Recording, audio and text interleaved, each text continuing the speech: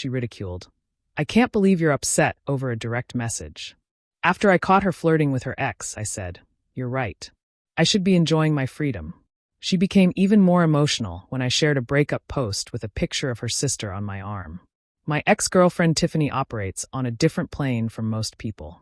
Her life is a never-ending reality show meant for an audience of one, herself. For 2 long years, I was just a supporting character. My role was to be the stable, loving boyfriend who provided a nice place to live, paid for most things, and looked good in her Instagram stories. I thought this was modern love, but it was merely modern foolishness, and I was its most dedicated participant. The event that triggered the collapse of my life, or rather its glorious liberation, was ironically her phone. She had left it on the coffee table while taking one of her long showers to get ready for bed. It buzzed continuously.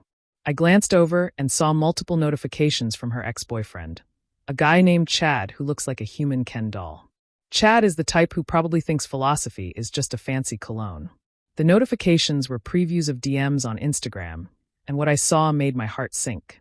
It was a series of heart emojis, winky faces, and messages like, I miss your laugh, and we should do that again soon. My first mistake was being a decent person. I felt a genuine sting of pain. I had invested everything into this relationship. I had supported her through 3 failed online business ventures, beaded jewelry, custom dog bandanas, and a particularly disastrous attempt at selling wellness crystals.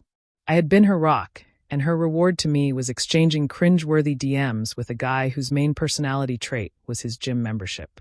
When she finally came out of the bathroom wrapped in a towel and humming off-key, I confronted her. I didn't shout. I simply held up her phone and asked, What's this, Tiff? She glanced at the screen, and her expression wasn't guilt, it was annoyance. She seemed irritated that her private fun had been interrupted. She snatched the phone from my hand. It's nothing, she said, waving her hand dismissively. Chad is just being friendly. We're old friends. Friends don't send heart emojis at midnight, Tiff, I replied, my voice wavering with disappointment. Friends don't talk about doing that again soon. That's when she delivered the line that became the catalyst for my new life. She saw the genuine hurt in my eyes, the slight tremor in my voice, and her brain, lacking any capacity for empathy, interpreted it as weakness. She laughed, a sharp, mocking sound. Oh my God, she said, hands on her hips. I can't believe you're actually crying over a DM. It's just a message. It doesn't mean anything. You're so dramatic. I wasn't crying, not at all. But in her world, any male emotion that isn't a stoic agreement is a tearful breakdown. In that moment, her words acted like a chemical agent, dissolving the last remnants of love and affection I had for her, leaving only a sharp-edged crystal of pure clarity. The show was over. It was time for the final act, and I was now the writer, director, and star. I straightened up, and the hurt disappeared from my face, replaced by a calm, cheerful smile. You know what, Tiffany? I said, my tone light and casual. You're absolutely right. This is silly. I shouldn't be crying. I should be celebrating my freedom. She blinked, confused by my sudden change in tone. What are you talking about? This, I said, gesturing between us. It's over. We're done. Thank you for this moment of clarity. It's been an experience.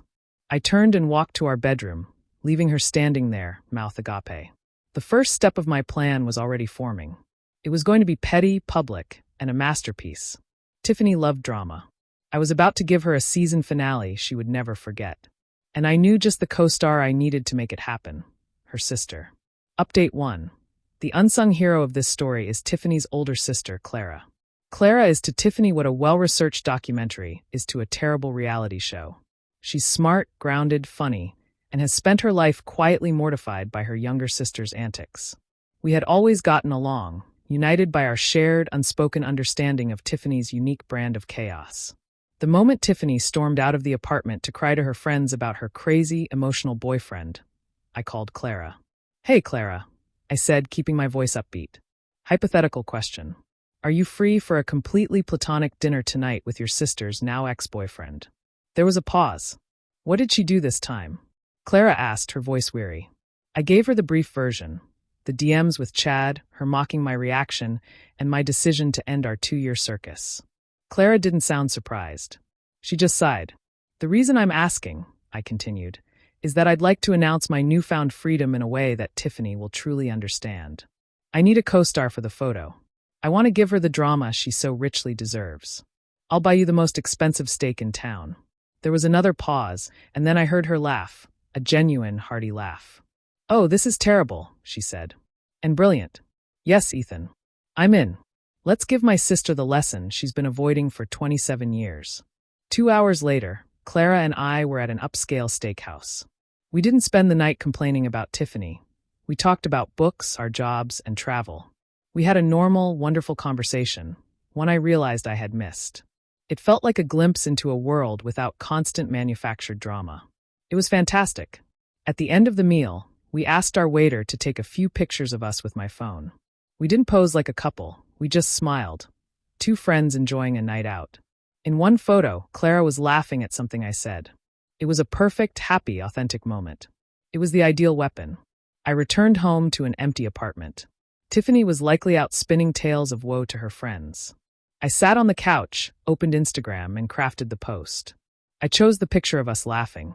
The caption was simple, direct, and layered with enough plausible deniability to make it a work of art. It read, "Sometimes things don't work out the way you planned, and that's okay. Every ending is a chance for a new, better beginning. Feeling incredibly grateful tonight as I celebrate my newfound freedom. Here's to the future." I tagged Clara in the photo and made sure my relationship status was updated to single. Then, with a deep sense of satisfaction, I hit post. For the final crucial step, I turned my phone completely off.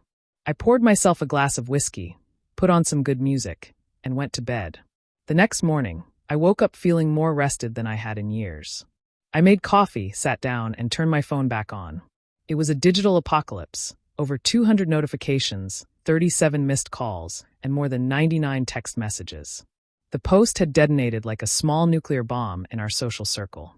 My feed was a battlefield. The comments on the post were a glorious mix of confusion, support, and shock. But the private messages from Tiffany were the true masterpiece. I scrolled through them, laughing so hard I nearly spilled my coffee. What is this? Are you with my sister? Ethan, answer me right now. You're a psycho.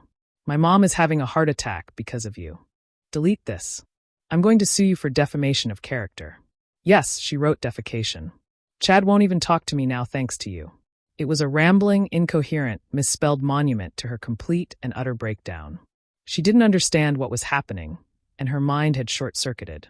She thought I had immediately started dating her sister and announced it to the world. The idea of two people having a friendly dinner was as foreign to her as quantum physics. The revenge was already better than I had imagined. She wasn't just mad. She was humiliated, confused, and completely outmaneuvered in the one area she believed she dominated, social media drama. The queen had been dethroned, and I hadn't even had to raise my voice. Update 2. The 48 hours following the post were a spectacular display of human chaos, and I had a front row seat. My strategy of turning off my phone had been brilliant. It allowed the fire to spread without me having to deal with the fallout. By the time I was back online, the narrative was already out of Tiffany's control. The first official counterattack came from her mother, who called me around noon on day 1. I decided to answer and put the phone on speaker. Ethan, she began, her voice shrill with panic. What on earth is going on? Tiffany is an absolute mess. Are you dating Clara? What have you done? I adopted a tone of calm, polite confusion. Hello, Beverly, I said. I'm not sure what you mean. Tiffany and I broke up. I posted about starting a new chapter. Is there a problem? A problem, she shrieked. You posted a picture with her sister. It looks like you're together.